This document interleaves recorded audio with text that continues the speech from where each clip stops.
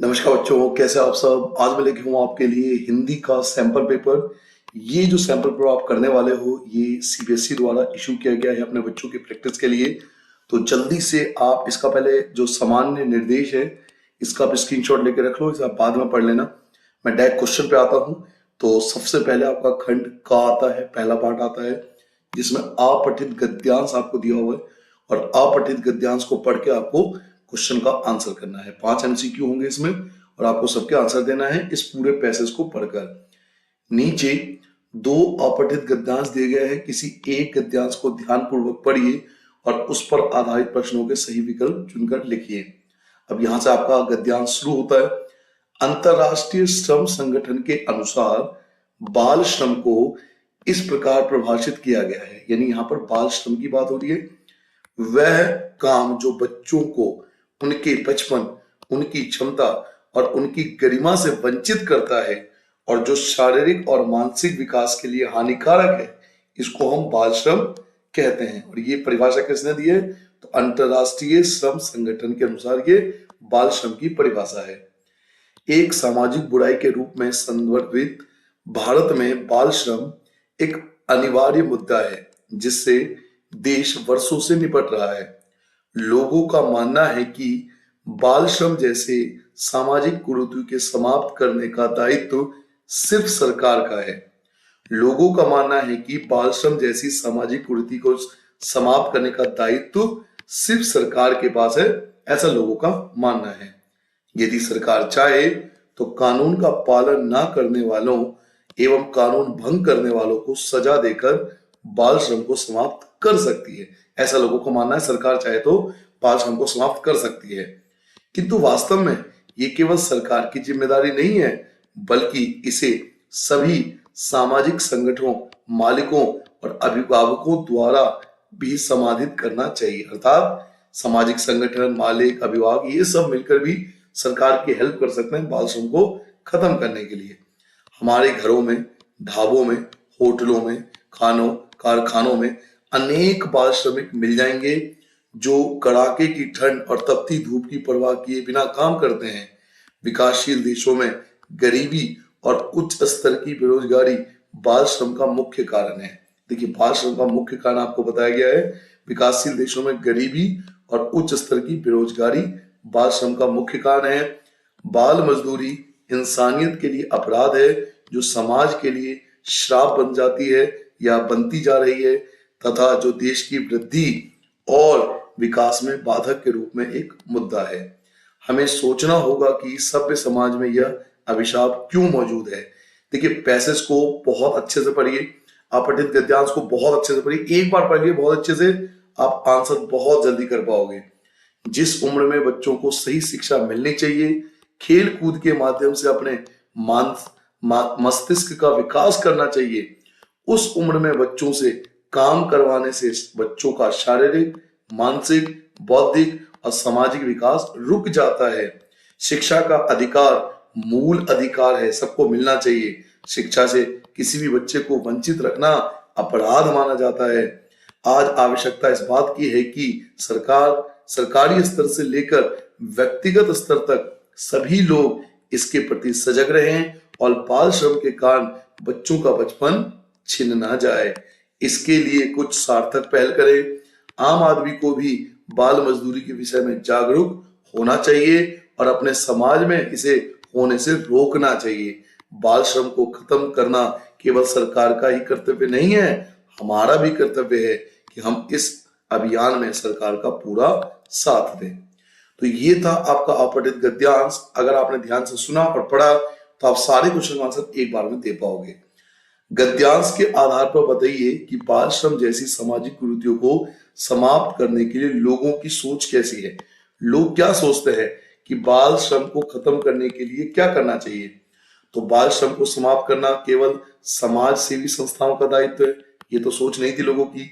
बाल श्रम को समाप्त करना केवल जनता का दायित्व है, ये भी गलत था। बाल श्रम को समाप्त करना केवल सरकार का दायित्व है, मिल गया आपको आंसर। यही आया था पैसेज में, यही तो आया था पैसेज में कि हमने ऊपर पढ़ा था कि बाल श्रम को समाप्त करना केवल सरकार का दायित्व है। तो जो ग है ये आपका रिक्वायर्ड आंसर आ जाएगा। क्वेश्चन नंबर 2 पे आते हैं। घरों में, ढाबों में, होटलों में, खानों कारखानों में अनेक बाल श्रमिकों को काम करना देखकर भी हम उदासीन क्यों नहीं बने रहते?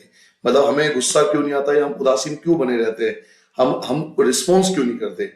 हम सिर्फ अपने बारे में ही सोचते हैं, हम जागरूक बनना नहीं चाहते, हम उनकी सहायता करना नहीं चाहते, या हम संवेदन शून्य हो चुके हैं? तो इसका करेक्ट आंसर है हम संवेदन शून्य हो चुके हैं, हमारी संवेदना शून्य हो चुकी है, इसलिए हम रिस्पॉन्स नहीं करते।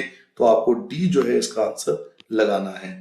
नाउ अगला क्वेश्चन है, गद्यांश के आधार पर बताइए कि बाल श्रम को रोकने के लिए सार्थक प्रयास क्यों किए जाने चाहिए, यानी बाल श्रम को रोकना क्यों जरूरी है, इस क्वेश्चन में हमें पूछा जा रहा है।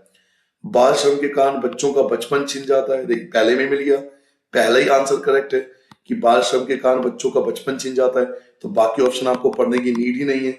यही तो हमने पढ़ा था कि बाल श्रम के कारण बच्चों का जो है बचपन छिन जाता है, इसलिए इसको रोकना बहुत जरूरी है। तो ए जो था इसका रिक्वायर्ड आंसर था। बच्चों को बाल श्रम के लिए क्यों विवश किया जाता है, यानी बच्चे बाल श्रम में क्यों आ जाते हैं, रीजन क्या है? जागरूकता का अभाव है, निर्धनता और भुखमरी, शिक्षा का अभाव, या लोगों की मनोवृत्ति? तो आपने अगर पैराग्राफ पढ़ा है तो बहुत आसानी से बता सकते हो, निर्धनता और भुखमरी या बेरोजगारी मेन रीजन है जिसकी वजह से बाल श्रम बढ़ता जा रहा है। बाल श्रम जैसे सामाजिक अभिशाप से देश को क्या नुकसान होता है?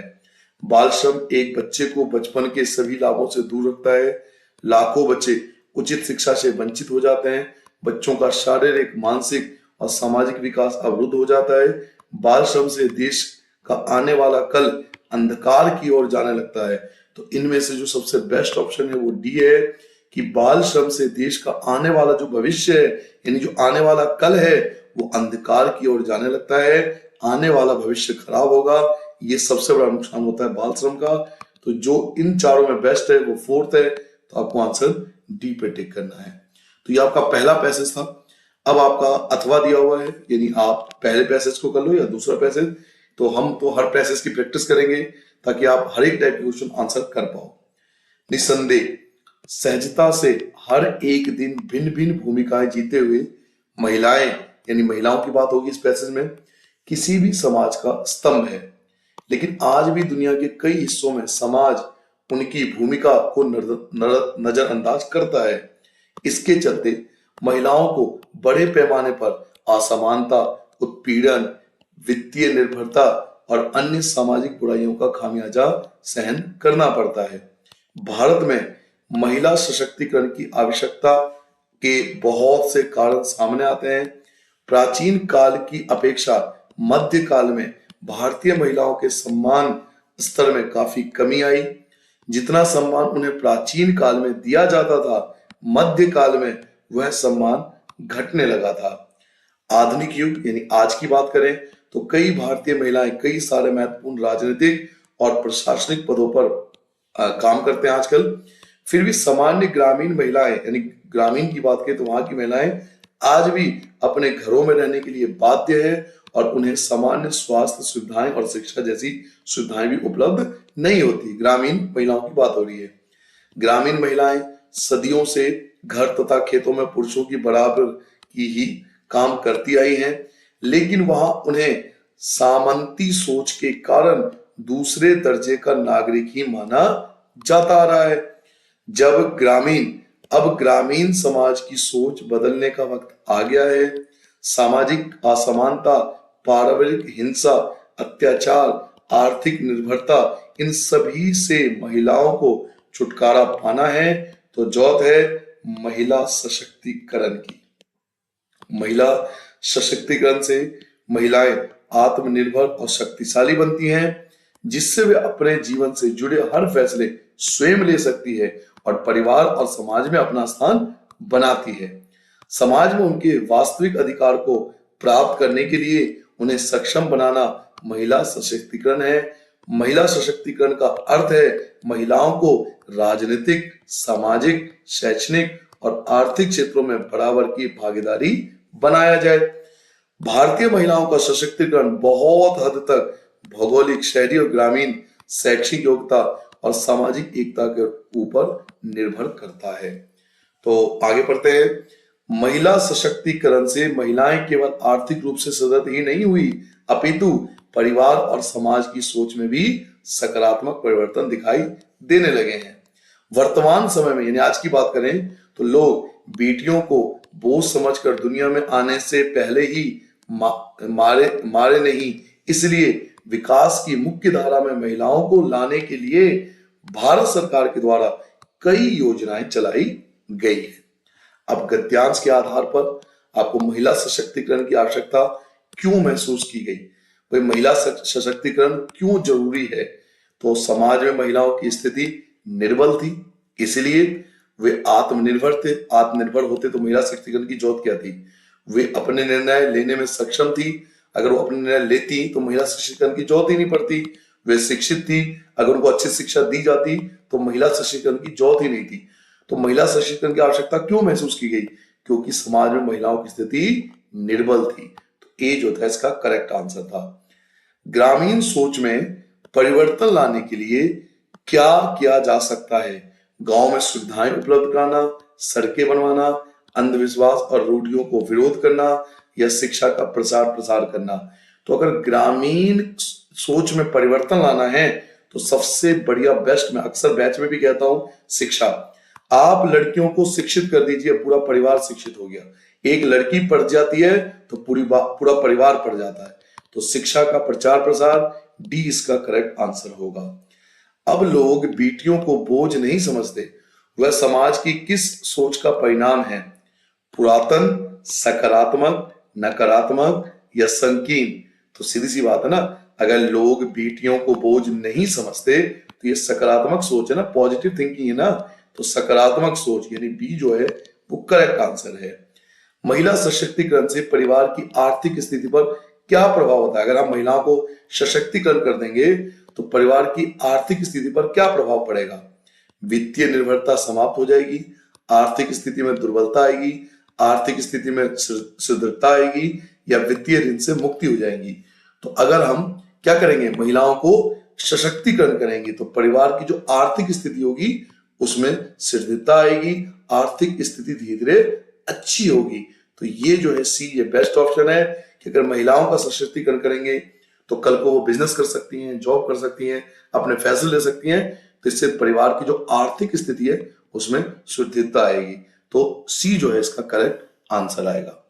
उसके बाद अंतिम क्वेश्चन पर आते हैं, क्या महिलाओं के सशक्तिकरण का पक्ष मात्र आर्थिक रूप से सशक्त होना ही, मतलब महिलाओं के सशक्तिकरण का मतलब केवल यह है कि उन्हें आर्थिक रूप से सशक्त कर दो? हाँ, तो पहली गलत हो गया।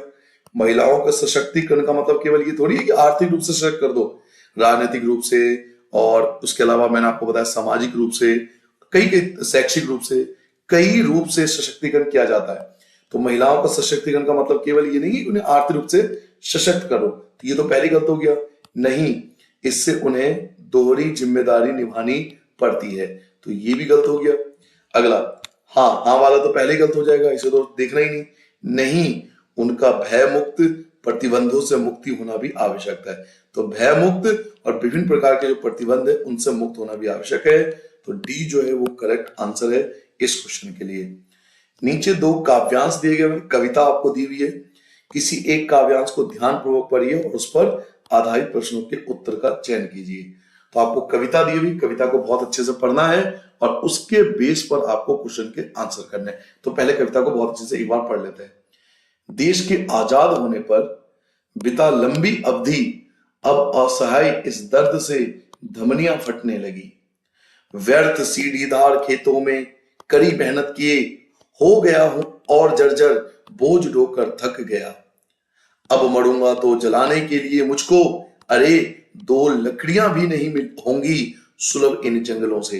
यानी अल्टीमेटली हमें यहां पता लग गया कि जंगलों की बात हो रही है, जंगलों की बात हो रही है, पेड़ पौधों को जो काटा जा रहा है उनकी बात हो रही है कि जब मैं मरूंगा तो जलाने के लिए मुझे दो लकड़ी भी नहीं मिलेगी आसानी से जंगल से। वन कहाँ है जब कुल्हाड़ों की दिशा है बढ़ रही, काट डाले जा रहे हैं मानवों के बंधु तरोवर। फूल से, फल से, दलों से, मूल से, तरु छाल से सर्वस्व देकर, जो सर्वस्व मतलब सब कुछ जो पेड़ पौधे में दे देते हैं, सर्वस्व देकर जो मनुष्य को लाभ, मनुष्य मतलब मनुष्य को लाभ पहुंचाते सदा कट रहे हैं ये सभी वन। यानी वन हमें सर्वस्व सब कुछ दे रहा है, मनुष्य को सब कुछ दे रहा है, फिर भी मनुष्य उन्हें काटे जा रहा है। पर्वतों की दिव्य शोभा है, निरंतर हो रही विपुल ऋतुएं रो रही, गगन चुंबी वन सदा जिनके हृदय से फूटते झरने, नदी बहती सुलहती नीर की, हर पहर नित चहकते हैं फूकते रहते विहग, फूल पृथ्वी का सहज श्रृंगार करते जहां। अब इसके जो ये पैसेज दिया हुआ है इसमें आपको पता लग गया कि इस पूरे पैसेज में पेड़ों की बात हो रही है, जंगलों की बात हो रही है, ठीक है। अब एक बात ध्यान रखिए, मैं आपको ये कहना चाहता हूं कि काव्यांश सीधी सी बात है, एक बार में, क्योंकि अपठित गद्यांश है तो एक बार में समझ में नहीं आएगा, तो आप इसे दोबारा एक बार पढ़ लोगे तो और अच्छे से क्लियर हो जाएगा। देखो हम तो टीचर हैं, हम तो एक बार पढ़ के बता देंगे कि जंगलों के बारे में बात हो रही है, पेड़ पौधों के बारे में बात हो रही है, बट पेपर में आप काव्यांश को हमेशा 2 बार पढ़ना तो आप गलती नहीं करोगे। चलिए अब आंसर देते हैं। अब असहाय इस दर्द में, इस असहाय दर्द का कारण क्या है? जो असहाय दर्द ऊपर बात हुई है उसका कारण क्या है? आजादी के बाद लंबी अवधि बिता देना, खेतों में कड़ी मेहनत करना, वनों का ना रहना या जर्जर हो जाना। तो देखो पता लग गया ना, वनों का ना रहना, वनों के ना रहने के कारण तो असहाय दर्द है, वनों की तो बात हो रही थी इस पैराग्राफ में, तो सी जो है वो करेक्ट आंसर है। जब कुल्हड़ों की तृषा बढ़ रही, इस कथन से क्या तात्पर्य है? हिंसा बढ़ना, सामाजिक क्रांति होना, युद्ध का अवसर आना या पेड़ों को काटकर भी तृप्त ना होना। तो आंसर क्या आएगा? पेड़ों को काटकर भी तृप्त ना होना। कुल्हाड़ी समझते हो ना, जब कुल्हाड़ी की तृषा बढ़ रही है यानी कुल्हाड़ी की प्यास बढ़ती जा रही है, हम डे बाय डे कुल्हाड़ी से पेड़ों को काटे जा रहे हैं, तो कुल्हाड़ी की जो तृषा है, प्यास है, वो बढ़ती जा रही है, तो पेड़ों को काट कर भी वो तृप्त नहीं हो रहा है। तो डी जो है वो करेक्ट आंसर होगा। अंत्येष्टि के लिए, जो अंत्येष्टि होता है, जो मृत्यु के बाद हमें पता है हिंदू धर्म के अनुसार उनको जलाते हैं, तो अंत्येष्टि के लिए लकड़ियां सुलभ ना होने के कारण क्या है? वन काटे जा रहे हैं, वर्षा के अभाव में वनों का सूखना, वन महोत्सव या मुनाफाखोरी। तो बेस्ट ऑप्शन क्या होगा कि वन काटे जा रहे हैं, जिसके कारण अंत्येष्टि के लिए भी आसानी से लकड़ी नहीं मिल रहा है, तो ए इसका करेक्ट आंसर होगा। पेड़ों को मानव बंधु क्यों कहा जाता है? अब पेड़ों को मानव बंधु क्यों, पेड़ों को मानव बंधु, मानव का दोस्त क्यों कहा जाता है? क्योंकि पेड़ हमें सब कुछ दे रहे हैं। मानव पेड़ों का व्यापार करता है, गलत हो गया। पेड़ हमें अपना सर्वस्व देते हैं, लो मिल गया आंसर, क्योंकि पेड़ हमें अपना सर्वस्व देते हैं, सब कुछ देते हैं पेड़ हमें, तो इसलिए बी जो है वो करेक्ट आंसर है। बाकी आपको पढ़ने की नीड ही नहीं है। इस कविता में हमें क्या प्रेरणा दी गई है? इस कविता से हमें सीखने को क्या मिला, क्या प्रेरणा मिला इस कविता से? तो स्वच्छता की, स्वार्थी बनने की, वन कटाई की या वन संरक्षण की। तो आंसर आएगा वन संरक्षण की, कि हमें पेड़, क्योंकि प्रेरणा की बात है ना, सीख क्यों क्या मिलता है, तो हमें वन संरक्षण करना है, पेड़ों को बचाना है, क्योंकि पेड़ से ही हमें सब कुछ प्राप्त होता है। अब दूसरा कविता है, अथवा में दिया हुआ है दूसरा कविता, तो चलिए पढ़ते हैं इस कविता के बारे में। आप अगर देखिए हिंदी कमजोर है आपकी, तो कविता को 2 बार पढ़ लेना, वीडियो को थोड़ा सा पीछे ले जाना और दोबारा एक बार सुन लेना, ठीक है।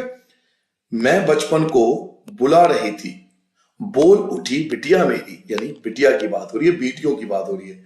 मैं बचपन को बुला रही थी, बोल उठी बिटिया मेरी, नंदन वंशी फूल उठी यह छोटी सी कुटिया मेरी। वाह क्या कविता है।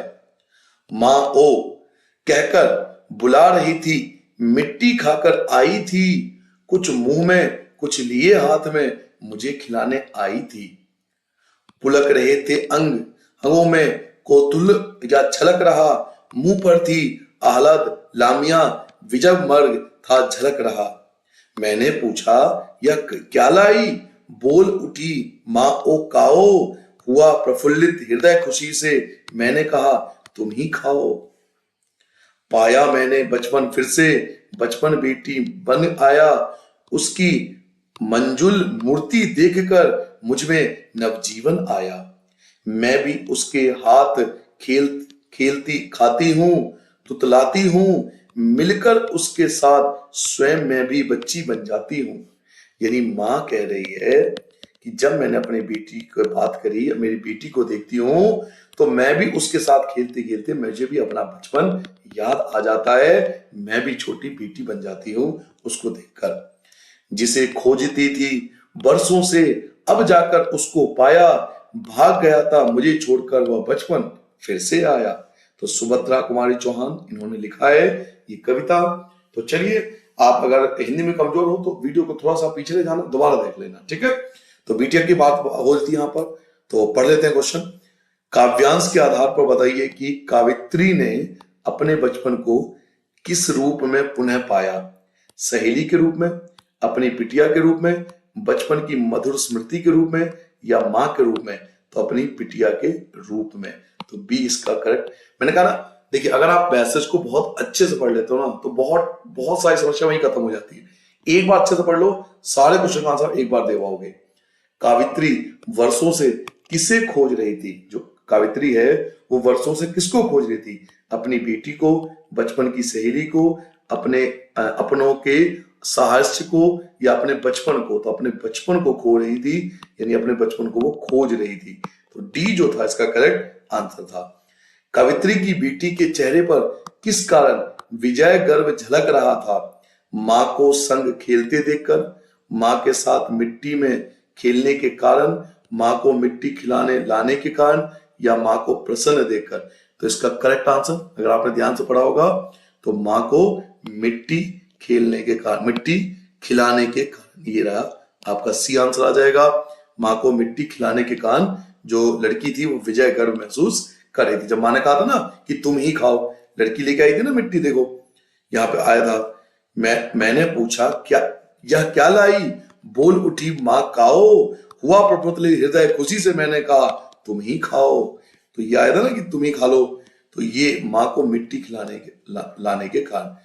आगे, मिट्टी खिलाने आई बेटी की छवि कैसी थी? उसका शरीर धूल दूषित था, आंखों में डर था। ये तो गलत हो गया, आंखों में डर तो बिल्कुल नहीं था, बच्चों का आंखों में डर क्यों होगा? उसका अंग अंग पुलकित हो रहा था, उसकी भोली आंखों से उत्सुकता झलक रही थी। मिल गया आपको आंसर, ये रहा, यही था ना, लड़की खुश थी, अपनी मां के पास आई थी, तो उसका अंग अंग पुलकित हो रहा था, उसकी भोली आंखों से उत्सुकता झलक रही थी। तो ये जो था बी, ये इसका करेक्ट आंसर आ जाएगा। अंतिम पार्ट पाते हैं। बेटी और मां के बीच क्या संवाद हुआ? मां ने पूछा यह क्या लाई हो, और बेटी बोल उठी मां काओ। तो यही मिल गया आंसर, यही था ना। अभी मैंने पैराग्राफ पढ़ाया भी था कि मां ने पूछा क्या लाई हो, तो बेटी बोल उठी मां खाओ, तो मां ने फिर रिप्लाई कहा कि तुम ही खाओ। तो ए जो था वो इसका करेक्ट आंसर था। बाकी आपको पढ़ने की नीड ही नहीं है, यही आपका करेक्ट आंसर हो जाएगा। नाउ अब आते हैं व्याकरण वाले पार्ट पे।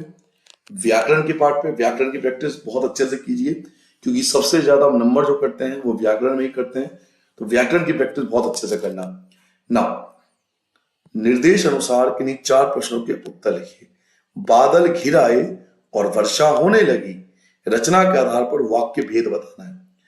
बादल घिर आए और वर्षा होने लगी, ध्यान रखिए, और बादल घिर आए और वर्षा होने लगी, रचना के आधार पर बताना है, वाक्य के भेद बताना है। तो आपके ऑप्शन है कि ये सरल वाक्य है, मिश्र वाक्य है, संयुक्त वाक्य है, या साधारण वाक्य है। तो ये किसका एग्जाम्पल है? संयुक्त वाक्य का एग्जाम्पल है, तो संयुक्त वाक्य आएगा, सी इसका करेक्ट आंसर है। अगला, निम्नलिखित में मिश्र वाक्य आपको पहचानना है। मिश्र वाक्य आपको बताना है इनमें से कौन सा मिश्र वाक्य है। तो मिश्र वाक्य में क्या आता है? जो, सो, ये सब आता है। तो अवनी आई और पढ़ने बैठ गई, गलत हो गया। बच्चे दूध पीकर सो गए, गलत हो गया। अध्यापक के सामने सब शांत, ये भी गलत। जो झूठ बोलते हैं उन पर विश्वास मत करो, जो, उन पर, जो, सो, ये सब जिसमें आता है वो सब होते हैं मिश्र वाक्य। तो डी जो है इसका करेक्ट है। याद है ना, मिश्र वाक्य जो, सो, ये वर्ड आते हैं तो वो मिश्र वाक्य का एग्जाम्पल होता है। आगे, आनंद 4 दिन गांव में रहा, वह सबका प्रिय हो गया।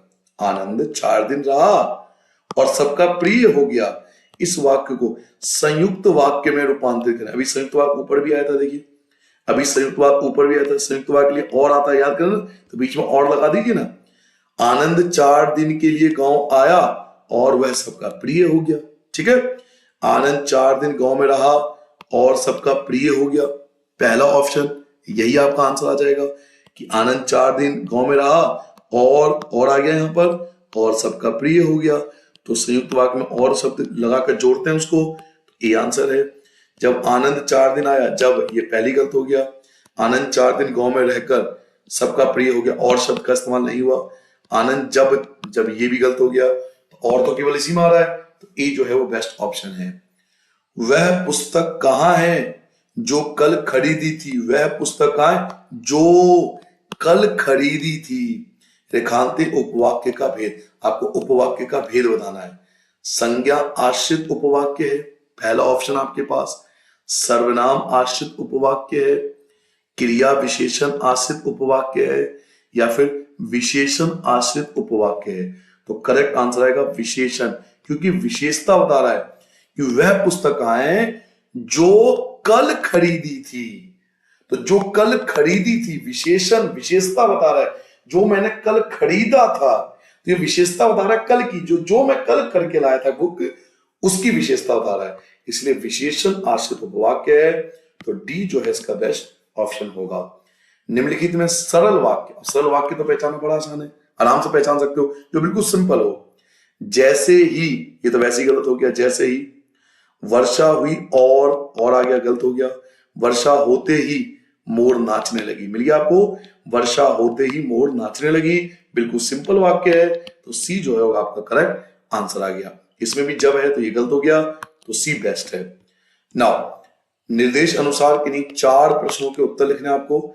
निम्नलिखित वाक्य का वाच्य लिखिए। वाच्य आपको पता ना, कृतवाच्य, कर्मवाच्य, भाववाच्य, करणवाच्य, पढ़ोगे आपने वाच्य। तो वाच्य की पहचान करना है। पर्यटक द्वारा तीर्थ यात्रा की जाएगी। द्वारा, इसको ध्यान से सुनिए, पर्यटकों द्वारा तीर्थ यात्रा की जाएगी। तो जिस द्वारा आता है, याद रखना, आप तुरंत पहचान सकते हो कि द्वारा जो आता है वो कर्मवाच्य में आता है। तो सी देखिए, कर्मवाच्य आपको मिल गया, तो सी इसका बेस्ट आंसर आ जाएगा। आगे, हवलदार साहब ने पान खाया। उपयुक्त वाक्य में कर्मवाच्य में, इसे कर्मवाच्य में बदलना है। हवलदार साहब ने पान खाया, इसको कर्मवाच्य में आपको बदलना है।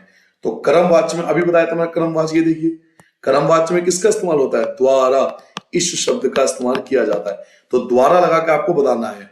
तो पहला ऑप्शन देखिए, हवलदार साहब द्वारा पान खाया जाता है। पहला ऑप्शन तो ये मिल गया। हवलदार साहब ने पान नहीं, ये तो गलत हो गया। हवलदार साहब पान खा रहे, ये भी गलत हो गया। हवलदार साहब द्वारा पान खाया गया। अब देखो, 2 ऑप्शन बेस्ट, या तो क्या होगा या घा होगा, क्योंकि दोनों में द्वारा आ रहा है। हवलदार साहब द्वारा पान खाया जाता है, तो खाया जाता है नहीं था सेंस को क्वेश्चन के अंदर। हवलदार साहब ने पान खाया, तो हवलदार साहब द्वारा पान खाया गया। पान खाया और पान खाया गया, देखिए मिल गया ना इससे।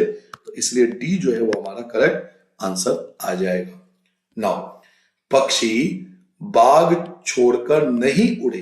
पक्षी बाग छोड़कर नहीं उड़े, यह आपको सेंटेंस दिया हुआ, स्टेटमेंट आपको दी हुई है।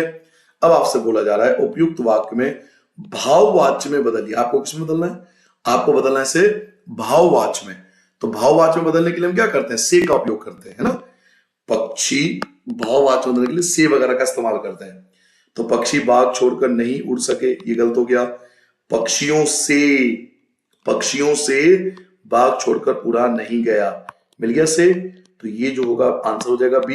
और पढ़ लेते हैं, पक्षी बाग छोड़कर नहीं उड़े, ये भी गलत। पक्षियों से, यहां भी सी आ रहा है, बाग छोड़कर उड़ा नहीं जाता, उड़ा नहीं जाता, ये गलत हो गया, क्योंकि यहां पे सेंटेंस क्या है? नहीं उड़ सके।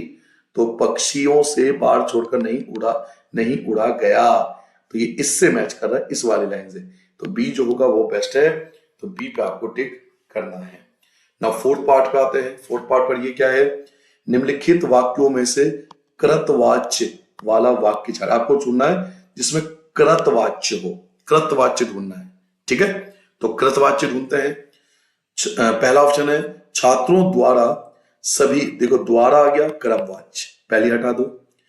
छात्रों से आ गया, तो पहली हटा दो, क्योंकि से मैंने अभी बताया था से किस में आता है? भाववाच्य में। आपको तो कृतवाच्य ढूंढना है। तो द्वारा खत्म, से खत्म, छात्रों ने आ गया ना, छात्रों ने, ये ने वगैरह जो होता है वो पहचान होती है कृतवाच्य की। तो छात्रों ने सभी का स्वागत किया, तो ये आपका आंसर आ जाएगा। देखो फिर से द्वारा आ गया, तो द्वारा गलत, क्योंकि द्वारा जो होता है वो कर्म वाच्य में आता है। बार बार कह रहा हूं, द्वारा का इस्तेमाल हम मोस्टली कर्म वाच्य में करते हैं। तो छात्रों ने सबका स्वागत किया, तो कृतवाच्य आपका ग जो होगा वो आंसर आ जाएगा। नाउ निम्नलिखित में से कौन सा भाववाच्य का सही विकल्प है? आपको भाववाच्य पहचाना है।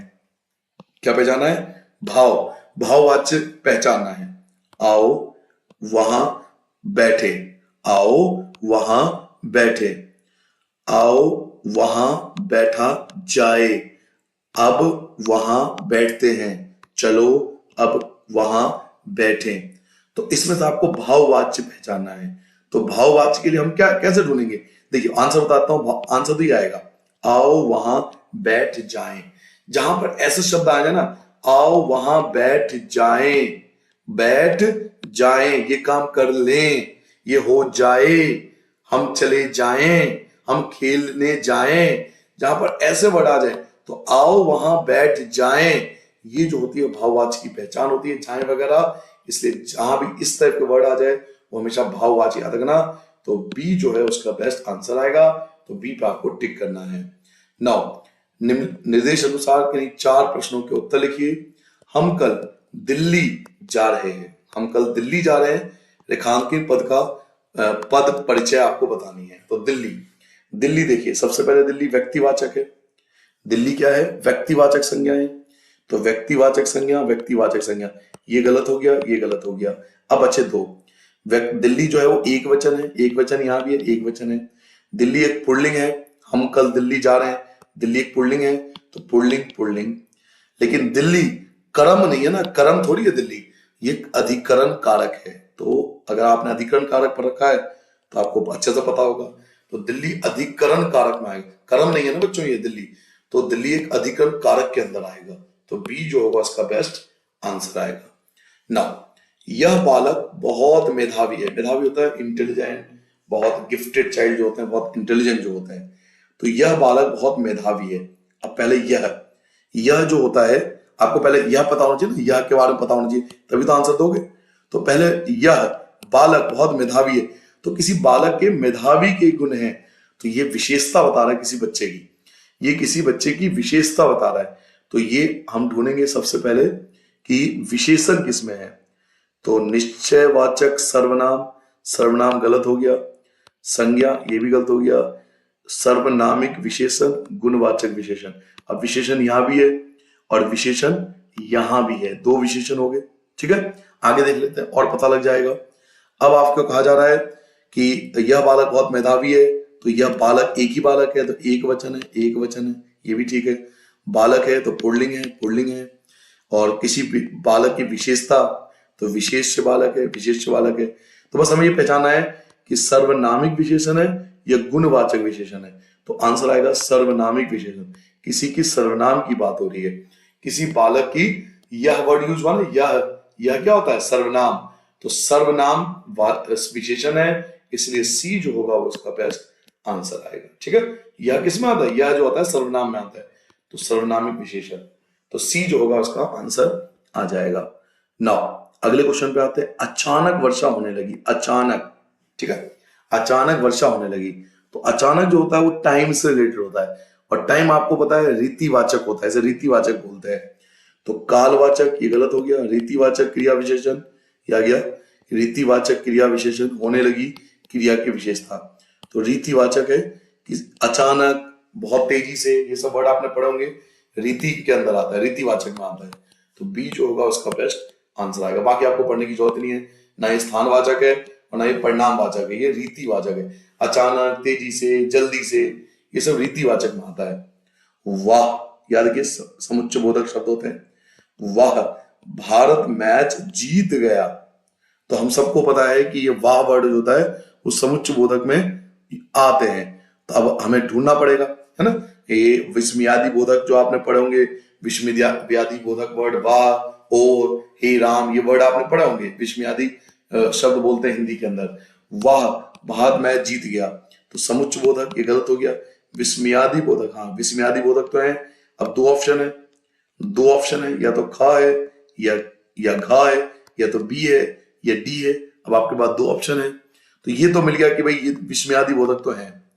शोक सूचक, शोक सूचक थोड़ी, हम तो खुश हो रहे हैं कि भारत मैच जीत गया। प्रसन्नता सूचक है ना, प्रसन्न हो रहे हैं ना कि भारत मैच जीत गया, तो प्रसन्नता सूचक है, प्रसन्न हो रहे हैं, खुश हो रहे हैं कि भारत मैच जीत गया, तो विस्मयादि बोधक है और प्रसन्नता सूचक है, तो डी इसका आंसर आएगा। शाबाश, तुमने बहुत अच्छा कार्य किया, शाबाश, तुमने बहुत अच्छा कार्य किया।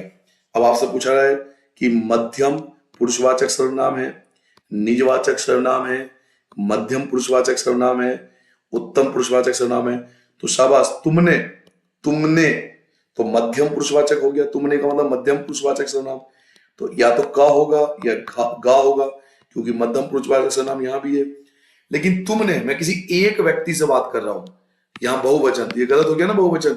देखिए, निजवाचक है नहीं, उत्तम पुरुषवाचक है नहीं, जो तुमने वर्ड होता है मध्यम पुरुषवाचक। मैं किसी व्यक्ति से बोल रहा हूं, भाई मैं ये रहा और मैं तुमसे बोल रहा हूं कि शाबाश, तुमने बहुत अच्छा काम किया, तो तुमने क्या है, ये मध्यम पुरुषवाचक सर्वनाम कहलाता है। और किसी एक व्यक्ति से तो बोल रहा हूं मैं, इसलिए एक वचन है, तो बहुवचन गलत हो गया, एक वचन, तो ए जो है वो आपका आंसर आ जाएगा। निर्देश अनुसार किन्हीं चार प्रश्नों के आपको उत्तर देने हैं। एक और अजगर ही, लखी एक और मिगराई, बिकल बटोही बीच ही, परियो मूर्छा खाए। ये आपको दो लाइन दिया हुआ है कविता का, दो लाइन आपको कविता का दिया हुआ है। एक और अजगर ही, लखी एक और मिगराई, बकल बटोही बीच बीच ही, मरियो मूर्छा खाए। मूर्छा होता है बेहोश होना। उपयुक्त काव्य पंक्तियों में निहित रस, आपको रस की पहचान करनी है कि कौन सा रस है। तो अगर आपने ध्यान से देखा, एक और अजगर, तो अजगर है ना, खुद ही आपको पता है क्या करना चाहिए। अजगर तो वीर रस है, या वीरता तो वीर रस है, या करुण रस है, भयानक रस है, या रौद्र रस है, तो आंसर आएगा भयानक रस, क्योंकि अजगर की बात हो रही है। ठीक है, तो यहां पर सी जो होगा वो आपका आंसर आ जाएगा। उत्साह किस रस का स्थायी भाव है, साफ पता लगे। उत्साह, उत्साह किसका होता है, वीर का, जब हम वीरता की बात करते हैं, ये आपने पढ़ा होगा बुक वगैरह में, तो वीर रस, ये तो डायरेक्ट क्वेश्चन आपको मिल गया, तो डायरेक्ट आंसर लगा दोगे। श्री कृष्ण के सुन वचन, अर्जुन सोक्ष से जलने लगे, सब शील अपना भूलकर करतल युगल मलने लगे, संसार देखे अब हमारे शत्रु, रन में मृत पड़े, करते हुए यह घोषणा वे हो गए उठ खड़े। ये आपको एक दिया हुआ कविता के रूप में। उपयुक्त काव्य पंक्तियों में निहित रस, आपको रस पहचानना है।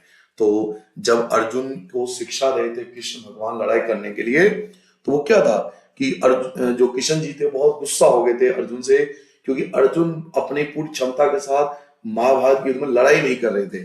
तो अर्जुन कृष्ण जी को बहुत गुस्सा आया था। तो इसमें रौद्र रस की बात हो रही है, गुस्से की बात हो रही है, तो रौद्र रस आएगा।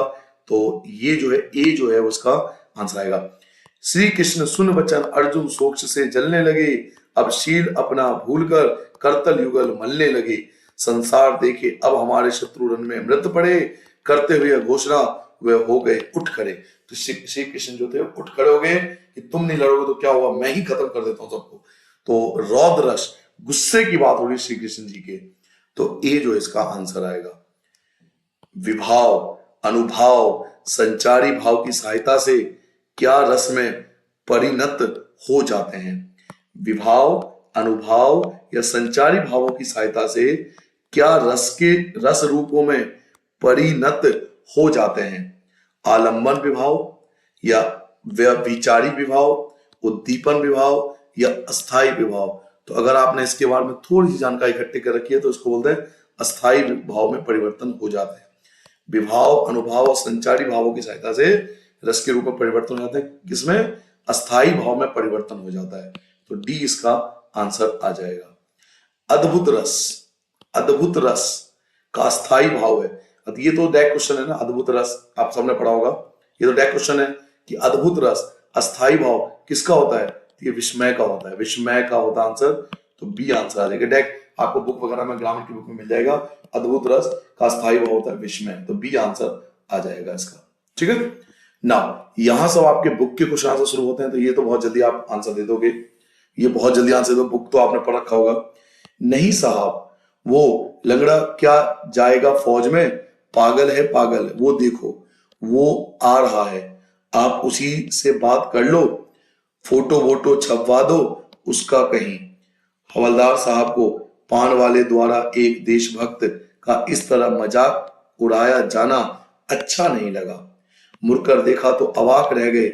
एक बेहद बूढ़ा मरियल सा लंगड़ा आदमी, सिर पर गांधी टोपी और आंखों पर काला चश्मा लगाए, एक छोटी सी संकुची और दूसरे हाथ में एक बांस पर टंगे बहुत से चश्मे लिए अभी अभी एक गली से निकला था और अब एक बंद दुकान के सहारे अपना बांस टिका रहा था। तो इस बेचारे की दुकान भी नहीं, फेरी लगाता है। हवलदार साहब चक्कर में पड़ गए, पूछना चाहते थे इसे कैप्टन क्यों कहते हैं, क्या यही इसका वास्तविक नाम है, लेकिन पान वाले ने साफ बता दिया था कि अब वह इस बारे में और बात करने को तैयार नहीं है। अब आपसे क्वेश्चन पूछा जा रहा है, प्रस्तुत गद्यांश में देशभक्त किसे कहा गया है? हवलदार साहब को, कैप्टन चश्मे वाले को, सामान्य आदमी को, या फिर लेखक को? तो देशभक्त किसे कहा गया है? तो कैप्टन चश्मे वाले की बात हो रही थी ना, कैप्टन चश्मे वाले को बोला गया देशभक्त, तो बी आंसर आ जाएगा। वैसे भी आपके बुक का है तो आपने पढ़ रखा होगा अधिकतर चीजें। पान वाले की कौन सी बात हवलदार साहब को अच्छी नहीं लगी? मूर्ति बनाने वाली बात, हवलदार साहब पर हंसना, मूर्तिकार के कार्य पर टीका टिप्पणी, एक देशभक्त का मजाक उड़ाना। एक देशभक्त का मजाक उड़ाना ये उनको अच्छा नहीं लगा, डी आंसर आ जाएगा। चश्मे वाला एक बंद दुकान के सहारे अपना बांस क्यों टिका रहा था? उसकी अपनी कोई दुकान नहीं थी, लो जी पहले मिल गया, क्योंकि उसकी अपनी कोई आया भी था ऊपर, क्योंकि उसकी कोई दुकान अपनी नहीं थी। दुकान, हाँ, तो बेचारे की दुकान भी नहीं है, आया था ना, उसकी दुकान नहीं थी, उसकी अपनी कोई दुकान नहीं थी, ये आंसर आ जाएगा। अगला, हवलदार साहब पान वाले से कैप्टन चश्मे वाले के बारे में क्या पूछना चाहते थे? चश्मे वाला फेरी क्यों लगाता है? वो चश्मा कब से बेच रहा है? इसे कैप्टन क्यों कहते हैं? मिल गया, उसे कैप्टन क्यों कहते हैं, तो सी इसका आंसर है। हवलदार साहब किस कारण कैप्टन के बारे में और जानकारी प्राप्त नहीं कर सके? पान वाले ने इस बारे में बात करने के लिए मना कर दिया, पहला ऑप्शन, पहला ही ऑप्शन आपका बेस्ट है कि पान वाले ने इस बारे में बात करने से मना कर दिया कि भाई और बातें नहीं करूंगा मैं। देखिए इसमें लिखा हुआ भी है, ये रहा ना, दिखाता हूं आपको, क्या यही वास्तविक नाम है? लेकिन पान वाले ने साफ बता दिया था कि अब इस बारे में और बात करने को तैयार नहीं, तो और पान वाले ने मना कर दिया, मैं और बात नहीं करूंगा, तो पान वाले ने इस बारे में और बात करने से मना कर दिया, तो ए इसका आंसर आ जाएगा। निम्नलिखित प्रश्नों के उत्तर सही विकल्प आपको चुनना है। बेटे की मृत्यु के पश्चात बाल गोविंद भगत का आखिरी निर्णय क्या था? यह आपके बुक से लिया गया है, तो पहला ऑप्शन आपके पास, ये आपके बुक से लिया गया है, पतोह का पुनः विवाह करना, पतोह को शिक्षा दिलवाना, पतोह को घर से निकालना, या पतोह से घृणा करना। आंसर है पुनः विवाह करवाना, कि बेटे की मृत्यु के पश्चात बाल गोविंद भगत का आखिरी निर्णय था कि वो अपने पतोह का पुनः विवाह करवाएंगे, तो ये जो है इसका आंसर है। लेखक राम वृक्ष बेनीपुरी जी बाल गोविंद भगत की किस विशेषता पर अत्यधिक मुग्ध थे? पहनावे पर, व्यवहार पर, मधुर गान पर, या कार्य कुशलता पर? तो आंसर है मधुर गान पर, तो सी जो है इसका आंसर आ जाएगा। नाउ आपको कविता दे रखी है, कविता आपके बुक से लिया गया है, काव्यांश पढ़कर पूछे गए प्रश्न का उत्तर देना आपको। नाथ शंभु धनु बजनिहारा, होई केऊ एक दास तुम्हारा, आयसु काव कही कीन मोही, सुनी रियाय बोले मुनि को ही, सेवको सोजो करे सेवकाई, अरिकरनी करी करी लड़ाई। सुन, ये आपके बुक से लिया गया है तो आपने पढ़ भी रखा होगा। सुनहु राम जेही शिव धनु तोड़ा, सहस बाहु समझो रिपु मोड़ा, सो बिलगाव बिहार समाज, नत मारे जेहि सब राजा। सुनी मुनि बचन लखन मुस्काने, बोले परसु धरही अपनाने। बहु धरनी तोड़ी लड़काई, कहूँ ना असी रिस कोनी गोसाई। ये ही धुन पर ममता के ही हेतु, सुनी रियाज कहू मृगुल केत केतु। रे निप्र बालक काल बस बोतल तो ही न संभार, धुनि सम तीपु राधी धनु विदित संकाल संसार। तो ये आपको एक कविता दे रखी है और उसके बेस पर आपसे क्वेश्चन पूछा गया है कि परशुराम के क्रोध को शांत करने के लिए राम ने उनसे क्या कहा। धनुष तोड़ने वाला कोई राजकुमार है, धनुष तोड़ने वाला आपका कोई सेवक होगा, धनुष तोड़ने वाला आपका कोई मित्र होगा, या धनुष आप अपने आप टूट गया। तो ये तो आप कॉमन सेंस के बेस पे आंसर दे सकते हो, या आपने रामायण दे रखी है तो भी आंसर दे सकते हो कि राम जी ने बोला था कि धनुष तोड़ने वाला कोई आपका सेवक ही हो सकता है। तो बी जो है इसका आंसर है। ठीक है, वैसे इसमें है ऊपर, आप पढ़ लेना, इसमें लिखा हुआ था कहीं पर कि वो आपका सेवक ही होगा। इसमें समाज न जेहि राजा, मुस्काने बोले परसुधरी अपनाने। बहुत एन तेरी लड़काई बहु न रसी किन्हीं गोसाई। धनु ममता के दो सुनी साई मृकोली, बालक काल बस पोती तोरी संभाल, धनु राम धनु विति काल सकल संसार। इसमें कहीं पे था, ये रहा सेवकु, ये देखिए मिल गया, सेवकु जो करे सेवकाई, तो सेवक मिल गया, तो ये आपका आंसर था। आगे, स्वयंवर में जो धनुष टूट गया था वो किसका धनुष था। तो ये तो रामायण हम सबने इतनी बार देखी है, सबको पता होना चाहिए कि वो किसका धनुष था। तो शिव जी का धनुष था, है ना, राजा जनक का, राम का, विष्णु जी का, परशुराम जी के आराध्य शिव जी का धनुष था वो।